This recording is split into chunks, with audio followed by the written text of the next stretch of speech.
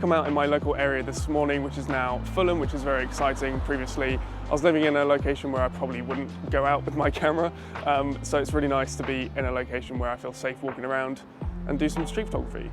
There's a building in my local area that I wanted to photograph for a good few weeks, but the weather has been pretty dire recently, so today we were blessed with some lovely winter morning sunshine, and I thought I'd come out with my old DSLR, because I'm filming on the XH1, and take some street photographs. So without any further ado, we're actually going to go for a little bit more of a wander around because the light isn't exactly where I want it on this particular building. I have to apologise for the pandemonium of this main road. So we're actually going to go for a wander, maybe get some breakfast, a little sausage roll maybe, and yeah, we'll just see where the rest of the day takes us, and hopefully we can come away with some interesting street photographs.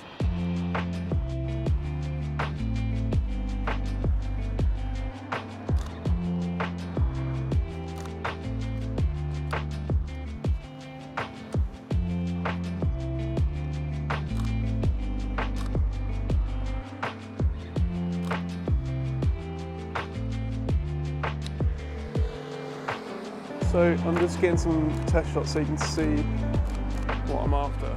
Oh, here we go. This might be the one. There you go. Okay, so something that I really wanted to just very quickly demonstrate to you is a pretty common street photography technique, and that is exposing for your highlights. As you can see, Sophia has very masterfully framed this and exposed this so that I am sort of exposed for. So all the highlights in this scene are the ones that we want a correct mid-tone exposure for, and what that does is it throws everything else around into complete darkness, and I think that this looks really good. It's one of those things that winter light certainly helps with. So yeah, it's just a very quick, simple technique. I'll just show you my settings for now, which is about 1,000th of a second, f4, ISO 160, but what you're really looking for is just an exposed, like you're exposing for the highlights in your image. I think we should go up there. Hang on.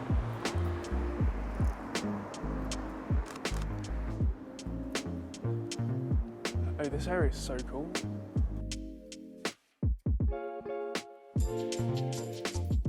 So I'm going to take over from filming for a bit because Sophia's got cold hands because she didn't bring her gloves. So yeah, this is a really cool little spot that I didn't actually know existed until we came down here. Sort of a little bit of testament to photographing in your local area, I guess. But I don't think I'm going to get any pictures of anybody here because it's kind of empty. But I did get one snap earlier just of the general scene with a guy in it, which is quite cool. But yeah, definitely coming back here at some point for some more pictures.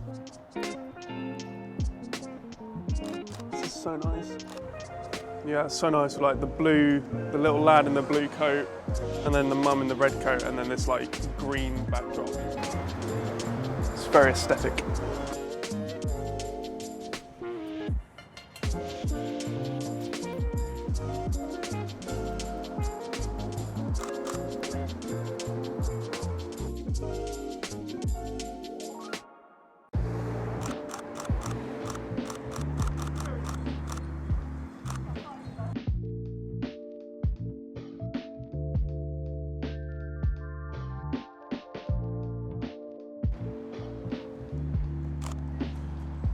Snap.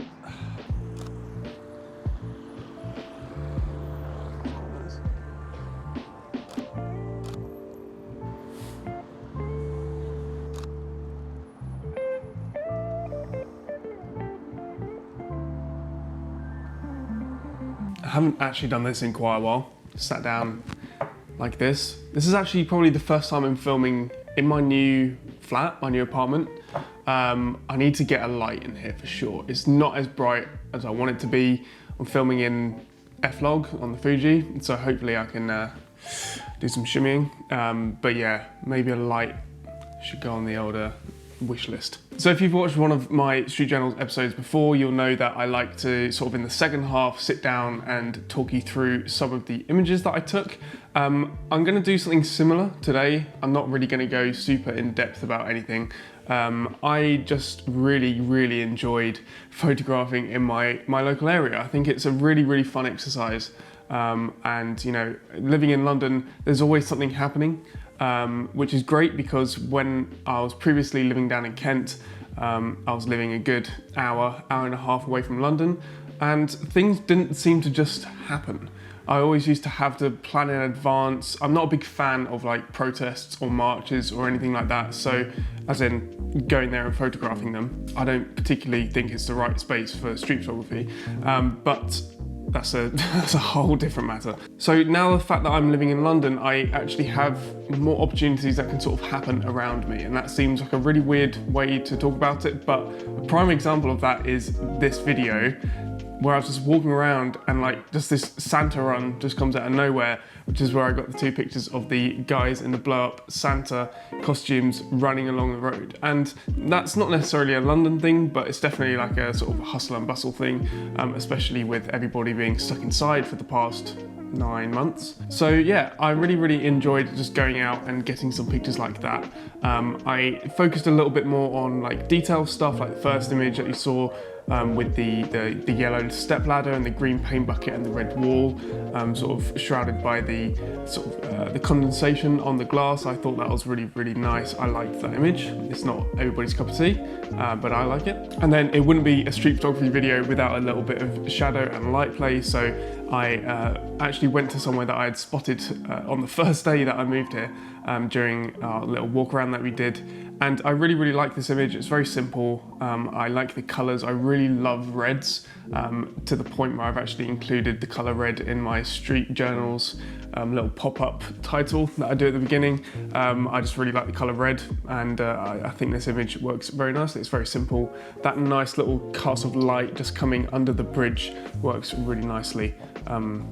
Just a very simple image. So I wanted to photograph this coffee shop mainly because of the tiles outside. It's very sort of, I don't know, it's just really sort of old school and I like it. I like the green, I like the brown, and it just works really well. I didn't get an image that I was entirely happy with there. I got a few images that are decent, but I really like this one in particular, mainly because of the color play, mainly because we've got green, red and blue. I just think it works very nicely. And yeah, very simple, just some nice complementary colors. And then of course the Santa run, which is excellent. I really like this image. I don't know why, it's quirky. I think the fact that they're running and there's no sort of obvious hint as to why they're running is quite funny. You can interpret this as these 2 dudes dressed in Santa costumes that have done something mischievous and are running away, maybe. That's quite a funny scenario to think about. But yeah, I really like this image. I think it's cool. It's a nice little action shot.